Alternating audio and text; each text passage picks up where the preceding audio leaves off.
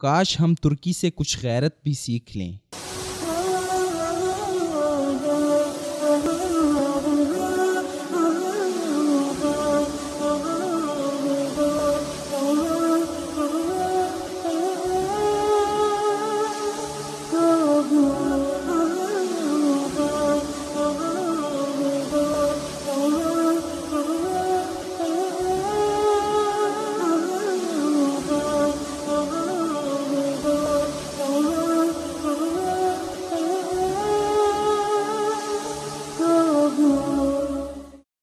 بنگلہ دیش میں حسینہ واجد نے ایک اور مظلوم کو پھانسی کے پھندے پر لٹکا دیا۔ 73 سالہ مطیع الرحمان نظامی جماعت اسلامی بنگلہ دیش کے امیر تھے۔ ملک کے 2 مرتبہ وفاقی وزیر بننے والے مطیع الرحمان نظامی کو جس جرم کی سزا دی گئی اس کی FIR بھی دنیا میں کوئی درست قرار نہیں دے سکتا۔ حسینہ واجد نے اس مطیع الرحمان کو پھانسی دی ہے جن کی جماعت کے ساتھ وہ اس سے پہلے اتحاد بھی بنا چکی ہے۔ حسینہ واجد کی حکومت نے 2009 میں اقتدار سنبھالنے کے بعد ایک خصوصی ٹربیونل قائم کیا تھا اور کہا تھا کہ یہ 1971 کی جنگ کے جرائم کا جائزہ لے گی اور اس میں ملوث لوگوں کو سزائیں دے گا۔ اب تک اس ٹربیونل نے 6 لوگوں کو سزائے موت دے کر پھانسی کے پھندے پر لٹکایا ہے، جبکہ 170 سے زائد لوگوں کے مقدمات زیر التوا ہیں۔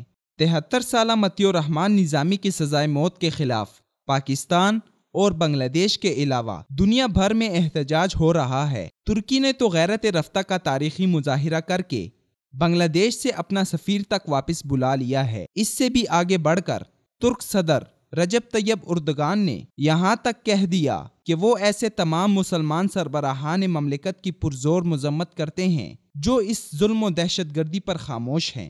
حیرت تو ہمیں اپنے ملک اور اپنے ملک کے حکمرانوں پر ہے جو 2010 سے یہ ظلم دیکھ رہے ہیں اور ٹس سے مس نہیں ہو رہے۔ مطیع الرحمان نظامی کی پھانسی کے بعد قومی اسمبلی اور پنجاب اسمبلی نے مذمتی قرارداد پاس کی۔ حکومتی عہدیداران کے مخالفانہ بیانات بھی سامنے آئے، لیکن سوچنے کی بات یہ ہے کہ کیا یہ ردعمل اس ردعمل کا پاسنگ بھی قرار دیا جا سکتا ہے جو پاناما لیکس کے معاملے میں ہمارے وزیر اعظم، ان کی ٹیم اور دیگر حکومتی کیمپ کے لوگ مسلسل دے رہے ہیں۔ تاریخ میں تو یہ رقم ہے کہ 9 اپریل 1974 کو پاکستان، بھارت اور بنگلہ دیش کے مابین ایک سہ-فریقی معاہدہ طے پایا تھا جس کے تحت یہ قرار پایا تھا کہ 1971 کی جنگ کا کوئی مقدمہ اب کوئی ملک کسی دوسرے ملک کے شہری پر یا اپنے ملک کے کسی شہری پر نہیں چلائے گا۔ شیخ مجیب الرحمان نے اس موقع پر کھلے لفظوں میں کہا تھا کہ ہم ماضی کو بھلا کر آگے بڑھ سکتے ہیں اور ہمیں یہ کرنا ہوگا۔ اس معاہدے کے تحت بھارت اور بنگلہ دیش سے پاکستانی فوجی افسران اور جوان رہا ہو کر آئے تھے۔ آج جب 45 سال بیت چکے ہیں تو حسینہ واجد نے بھارت کی شے پر اپنے ہی محب وطن شہریوں کو صرف اور صرف پاکستان سے محبت کے نام پر قتل کرنا شروع کر دیا ہے۔ مطیع الرحمان نظامی کی شہادت کے بعد تو بھارت نے باقاعدہ طور پر اس مجرمانہ اور شنی فعل کی بھرپور تائید کی۔ اس وقت بنگلہ دیش میں عملی طور پر بھارت ہی کی حکومت ہے اور دونوں ملک پاکستان دشمنی پر جمع ہیں۔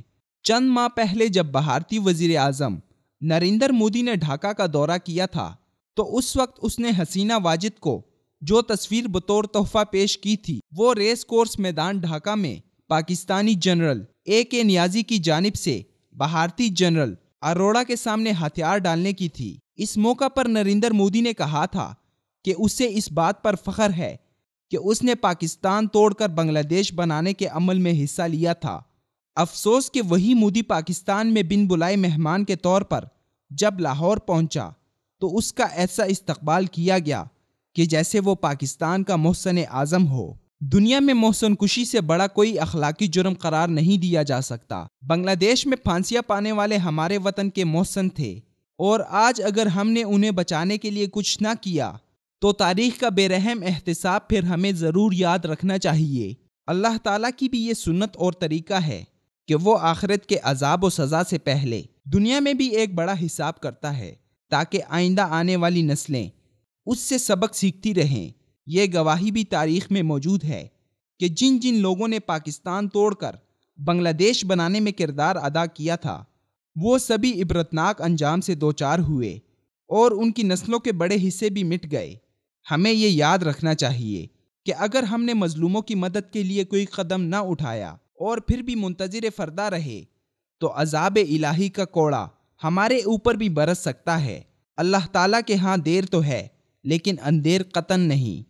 اپنی ذات کو بچانے کے لیے تن من دھن کی بازی لگانے والے یہ کیسے بھول جاتے ہیں کہ دوسرے انسان بھی اسی طرح گوشت پوست کے بنے ہوئے ہیں جیسا کہ وہ خود ہیں۔ یہ بے حسی ختم ہونی چاہیے۔ بنگلہ دیش کے مظلوموں کی مدد کے لیے ہمیں آگے بڑھنا چاہیے تاکہ اس مدد کے نتیجے میں ہمارا رب بھی ہم سے راضی ہو۔ اس کے لیے محض مطالبات پر اکتفا کرنا درست نہیں ہے۔ پاکستان کو فوری طور پر معاملہ اقوام متحدہ، OIC اور عالمی عدالت انصاف میں اٹھانا چاہیے۔ سہ فریقی معاہدہ سامنے لانا چاہیے۔ بنگلہ دیش سے ہمیشہ کے لیے نہ صحیح وقتی طور پر ہی سفارتی تعلقات منقطع کر کے کچھ تو غیرت و حمیت کا مظاہرہ کر دیں۔ پاکستان کے دنیا میں 200 کے قریب ملکوں میں سے محض 80 میں سفارت خانے اور سفارتی تعلقات ہیں۔ اگر تھوڑا عرصہ بنگلہ دیش غیر متعلقہ ممالک میں شامل ہو گیا تو کوئی قیامت نہیں ٹوٹ پڑے گی۔ ہم ترکی سے میٹرو بس، صفائی کا نظام، ٹیکسی اسکیم اور دیگر ایسے منصوبے اپنے ملک کے لیے لے سکتے ہیں، تو کیا کچھ تھوڑی سی غیرت ملی اور انسانی ہمدردی کا سبق نہیں لے سکتے؟